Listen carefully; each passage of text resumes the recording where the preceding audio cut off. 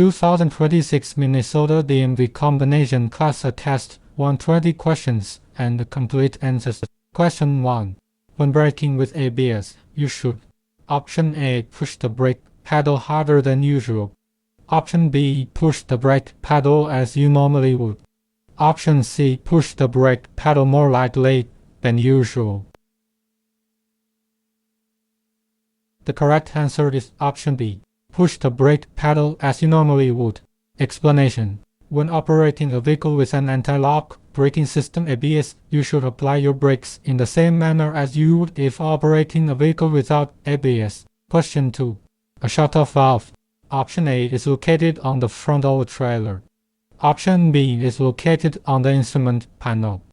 Option C prevents air from escaping an air brake system. Option D should always be open. The correct answer is option C, prevents air from escaping an air brake system. Explanation: shut-off valves are used in air supply lines to control the passage of air from one trailer to another. The rear shut-off valve should always be closed to prevent air from leaving the braking system. Question 3.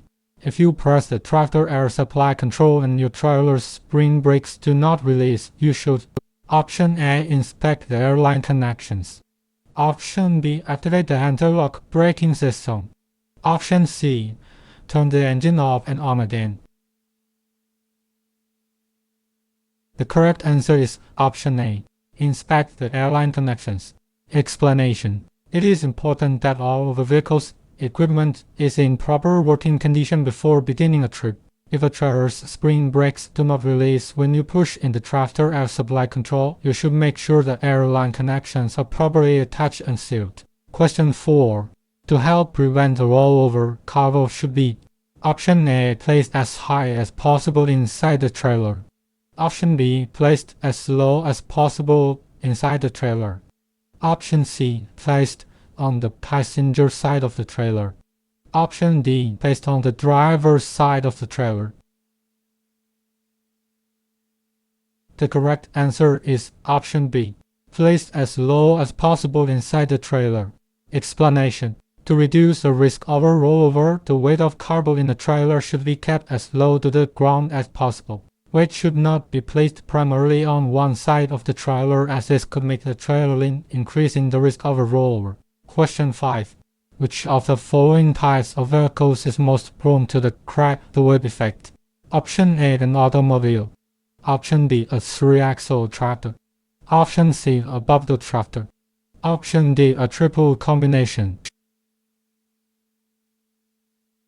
The correct answer is option D. A triple combination. Explanation: double and triple combinations are the most vulnerable to turning over as a result of the crack the whip effect. Question 6. An air supply control lever should be in its normal position when you are: Option A. Changing a tire.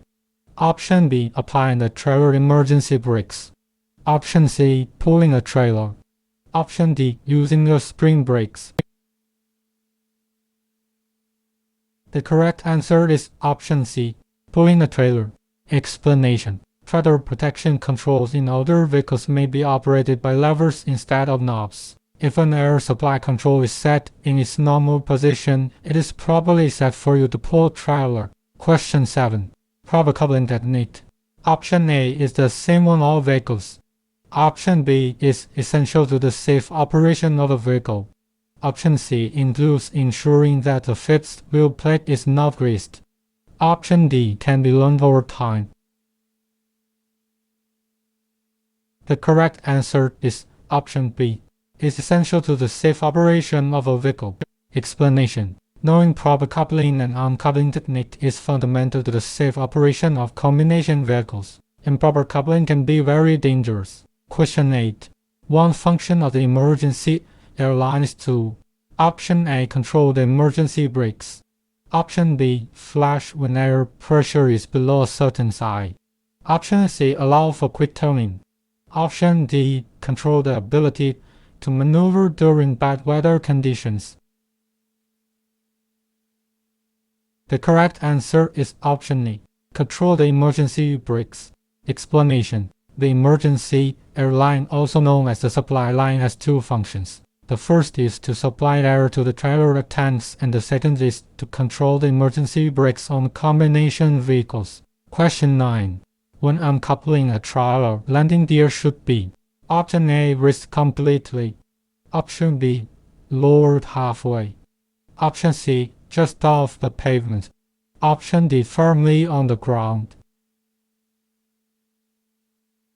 The correct answer is option D, firmly on the ground.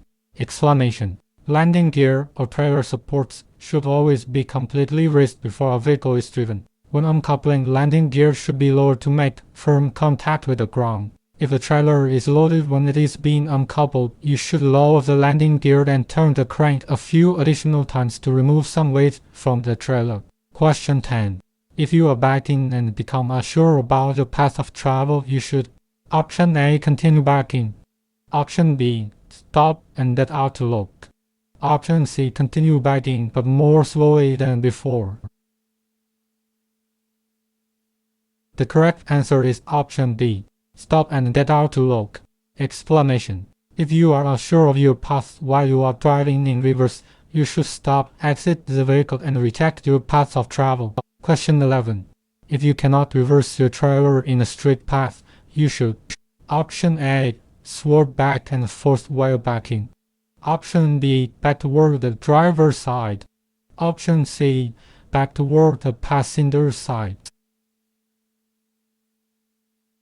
The correct answer is option B, back toward the driver's side.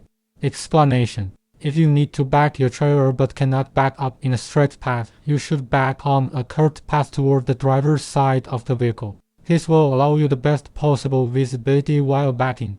Question 12. If the emergency air line loses pressure, option A, the anti-lock braking system will activate. Option B, the service air line will activate. Option C, the emergency brakes will activate. The correct answer is option C, the emergency brakes will activate. Explanation: the emergency air line controls the emergency brakes on a combination vehicle. A loss of air pressure in the emergency line will cause the emergency trailer brakes to activate. Question 13. If you need to back your trailer but cannot back up in a straight path, you should: Option A, back toward the passenger's side. Option B, back toward the driver's side. Option C, swerve back and forth while backing. Option D, always turn to your right. The correct answer is option D, back toward the driver's side.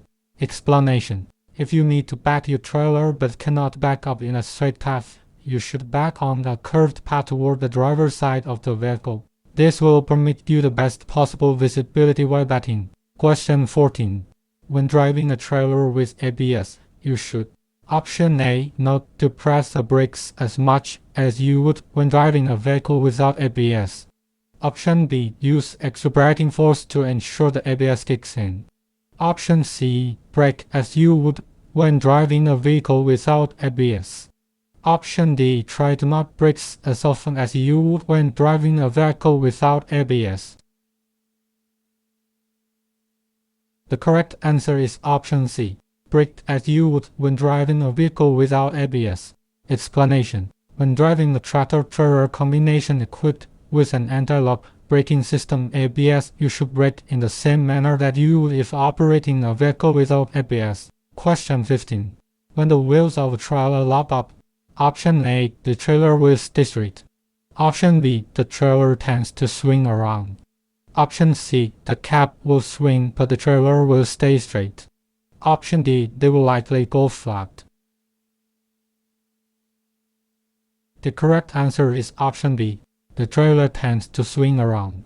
Explanation: a trailer may swing out and strike other vehicles if its wheels lock up. This is especially likely with lightly loaded trailers. Question 16. Before beginning a trip, you should: Option A, leave the service line valve open. Option B, remove the relay valves. Option C, close the emergency line valve. The correct answer is option C, Close the emergency line valve. Explanation: before a trip, you should ensure that air reaches all air brakes on all trailers by opening out the rear emergency line and service line shut-off valves and listening for escaping air. Close both shut-off valves before beginning to drive. Question 17. Rollovers happen when: Option A. Drivers turn too quickly. Option B. Drivers turn too slowly. Option C. It is raining. The correct answer is option A. Drivers turn too quickly. Explanation: rollovers occur when drivers turn or change lanes too quickly. Question 18. Large combination vehicles take the longest amount of time to stop. Option A. When fully loaded. Option B. When partially loaded. Option C. When empty. Option D. When mostly loaded. The correct answer is option C. When empty. Explanation: large combination vehicles take longer to stop when they are empty than when they are loaded. The decreased weight causes a vehicle's wheels to have decreased traction on the surface of the road. Question 19. Combination vehicles are usually: Option A. Easier to drive than single commercial vehicles. Option B. Lighter than single commercial vehicles. Option C. More difficult to drive than single commercial vehicles. The correct answer is option C. More difficult to drive than single commercial vehicles. Explanation: driving combination vehicles requires more skill than driving single commercial vehicles. Combinations are generally longer, generally heavier, and are more vulnerable to rollover. Question 20. If the trailer begins to skid, it is best to: Option A. Release the brakes. Option B. Accelerate. Option C. Quickly turn the steering wheel one way, then the other. Option D. Brake. The correct answer is option A. Release the brakes. Explanation: if your trailer begins to skid, you should release the brakes to help regain traction. Once the wheels grip the road again, the trailer will begin to straighten out and follow the path of the tractor.